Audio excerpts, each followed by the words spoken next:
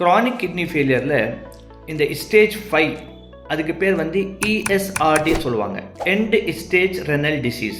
இந்த டைமில் வந்து யூரியா 100க்கு மேலே போயிடும், கிரியேட்டின் 5க்கு மேலே போயிடும். ஸோ அந்த டைம் என்ன பேஷண்ட்னாக்கா வாந்தி வரும், விக்கல் வரும், மூச்சு வாங்குற பிரச்சனைகள் வரும், கை கால் வீங்குற பிரச்சனைகள் வரும், பாடிக்குள்ளே இச்சிங் வரும், நைட்டில் தூக்கம் வராது, ஏன்னா லங்ஸில் கொஞ்சம் தண்ணி சேர்ந்துடும், அதனால கொஞ்சம் அவங்களுக்கு வந்து மூச்சு வாங்குறதுக்கு கஷ்டமாக இருக்கும். ஸோ இந்த ஸ்டேஜில் டயாலிசிஸ் பண்ணுவாங்க. ஸோ மோஸ்ட்லி வந்து டயாலிசிஸ்க்கு போயிடுவாங்க, டயாலிசிஸ் பண்ணிட்டு இருப்பாங்க. ஆனால் சம் பேஷண்ட்ஸ்க்கு பயம் இருக்கும், டயாலிசிஸ் பண்ணக்கூடாது, வித்தவுட் டயாலிசிஸ் ஏதாவது செய்ய முடியுமான்னு சொல்லி நாங்கள் பார்ப்போம். அதுவும் வந்து சம் பேஷண்ட்ஸ் 70+ இருந்தால் இந்த டயாலிசிஸ் பண்ணுறது ஒரு டிஃபிகல்ட் இஷ்யூஸ். ஸோ அவங்க வந்து அந்த பயத்திலே இருப்பாங்க.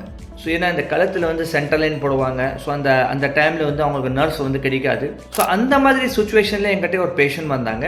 ஸோ அவங்க வரும்போது அவங்களுடைய யூரியா வந்து 167 167 இருந்துச்சு, கிரியேட்டினின் 10.4 10.4. ஸோ இவங்க வந்து 1 மந்த் ப்ராக்டிக்கலாக மெடிசன்ஸ் எடுத்தாங்க.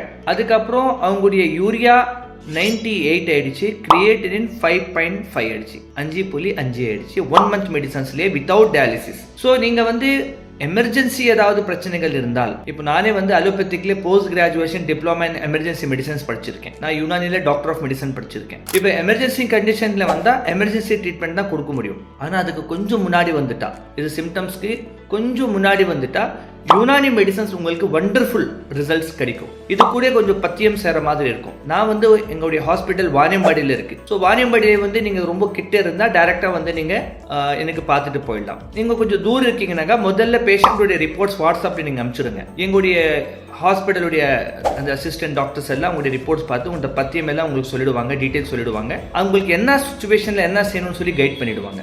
ஸோ கூட பத்தியம் ப்ளஸ் யுனானி மெடிசன்ஸ், இங்கிலீஷ் மெடிசன்ஸும் கூட சாப்பிடலாம். நீங்கள் வந்து பிபிக்காக ப்ளஸ் வந்து டயபெட்டிஸ்க்காக மெடிசன்ஸ் எடுக்கிறீங்க, ஹீமோகுளோபின்காக இன்ஜெக்ஷன் எடுக்கிறீங்க, கால்சியம்காக டேப்லெட் எடுக்கிறீங்க, யூரின் வரத்துக்கு வந்து லாஸ்டிக்ஸ் அந்த மாதிரி டைட்டார் எடுக்கிறீங்கனாக்கா அந்த 2 மெடிசன்ஸும் யுனானி மெடிசன்ஸும் நீங்கள் சேர்த்து சாப்பிட்டாலும் அந்த மாதிரி சைடு எஃபெக்ட் எல்லாம் இல்லை.